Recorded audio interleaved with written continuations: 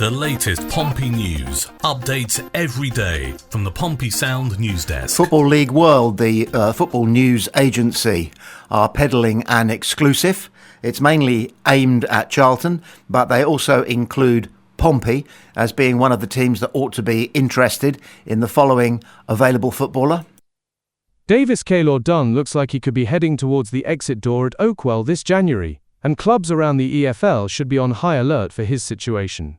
As per the FLW exclusive, Barnsley are willing to listen to offers for star forward Keylor-Dunn this January, with the Englishman bound to be high on many teams' shopping list. Keylor-Dunn has netted 11 times and grabbed 1 assist in 21 League One games so far this season, and since joining the Tykes from Mansfield in the summer of 2024, he has been their main man up top. With Barnsley said to be willing to part ways with the 28-year-old this January to bring in some money, there will be numerous teams in League One and the EFL Championship who will be interested in obtaining his signature. Despite showing some positive signs in the early stages of the campaign, with impressive away victories over the likes of Sheffield United and Ipswich Town, Charlton Athletic find themselves slipping towards a relegation battle.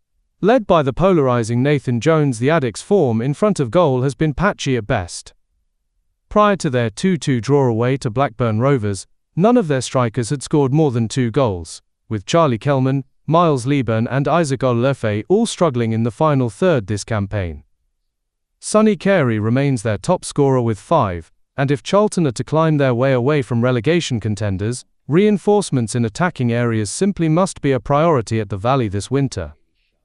Keylor-Dunn fits the mould as to what Jones likes in a player, having vast experience in the EFL, a proven ability to consistently hit the back of the net, and being able to play several positions across the front line. Whether Charlton would be willing to meet the demands of Barnsley though remains to be seen, but Charlton would be wise to try their luck for the 28-year-old to bolster their survival prospects. Just had a quick look at his background, this boy, and he scores goals for a midfield player. 87 appearances for Oldham, scored 25 goals. 68 appearances for Mansfield, 28 goals, and at Barnsley, how about this? 55 appearances, 27 goals.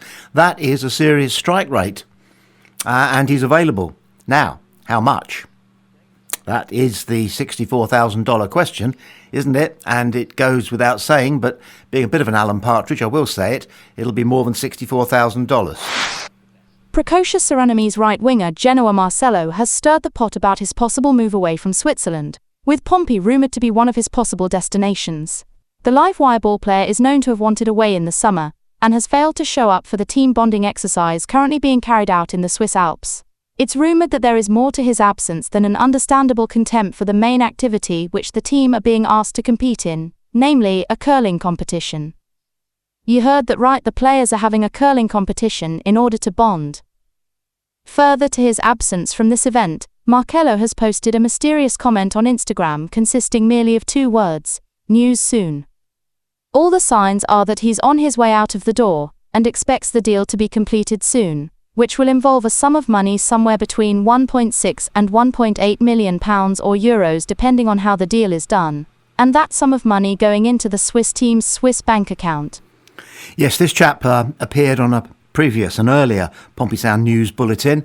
The fact that he makes a second appearance in no way suggests that there's an increase in the likelihood of him turning up at Fratton Park, but it does look as though the likelihood is increasing that he's on his way somewhere. And if I was a professional footballer and took pride in every aspect of my appearance and status and image, I don't think I'd want to be seen curling. It's very Swiss, isn't it? Is it a Swiss thing? It seems like a Northern European thing. Curling. Is it that one where they send a cheese down the ice and people skate ahead of it sweeping in the hope that, like in bowls, lawn bowls, it's whoever gets their cheese nearest the little disc at the other end of the ice. And I suppose perhaps there's a bit of fun to it, but if I was pushed, I think I'd sooner go paintballing. Anyway, 1.6 to 1.8 million is probably out of our league at the moment, much to the chagrin, good word, of a number of Pompey fans, but there's plenty of time to go in the window. February the 2nd, it goes on until, and we have to be patient and we must wait and see. Mikel Arteta is talking to top sports agency haters about his team for Sunday. Arsenal are heading back to Fratton Park for the FA Cup, a trip that's bound to stir some surreal memories for Mikel Arteta.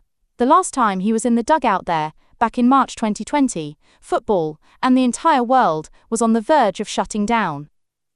Arsenal got the win that night, on their way to lifting the trophy that summer, but for Arteta, the memory is a deeply personal one. "I wasn't feeling great, to be fair," he recalled. "The moment we scored, I was desperate to go home, I was shaking." Just days later, the COVID-19 pandemic brought everything to a halt, turning that night on the South Coast into an unlikely bookmark at the start of an unforgettable era. 4 years later, Arsenal return as a much stronger force, but Arteta is quick to dismiss any talk of past glories. For the current squad, it's all about the here and now.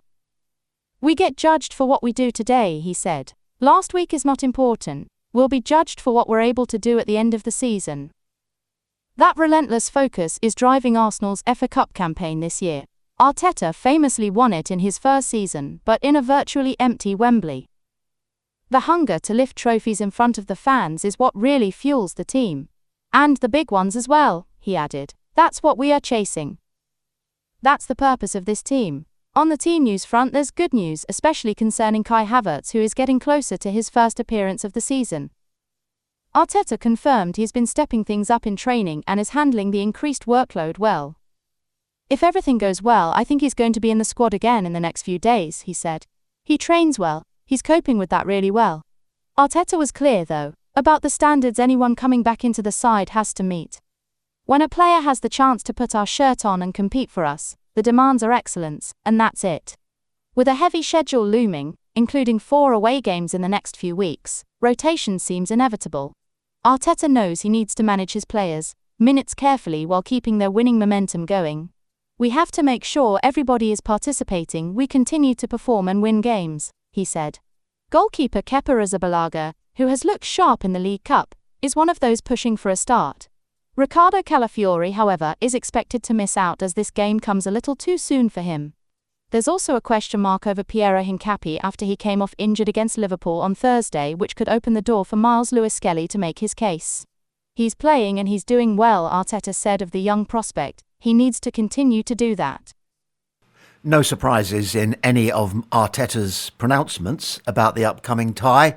It's almost compulsory for the team a division, a tier higher than the other team to talk about avoiding complacency.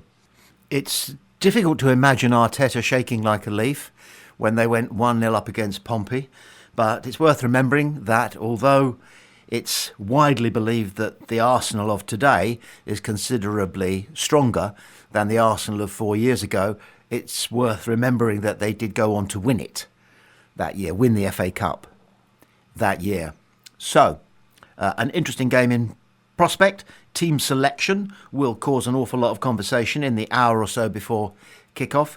Both Pompey's team, are they going to be the strongest possible side that John Messino can field, or is he going to hold back on a few of his players who perhaps could benefit from an extra week R&R? Sorry, sounded a bit like a pirate saying that. Rest and relaxation is what I meant. And ditto goes with Arteta. He's got players coming back from an injury break. The question is, are they going to be able to perform at 100%, which he says is what Arsenal always expect of a player when they pull on their Arsenal shirt. And just a quick reminder, it will be the traditional Arsenal shirt that the players will be in for the clash at Fratton Park, and not the much derided all-white kit that they think, Arsenal fans think, has brought them bad luck over the last few years.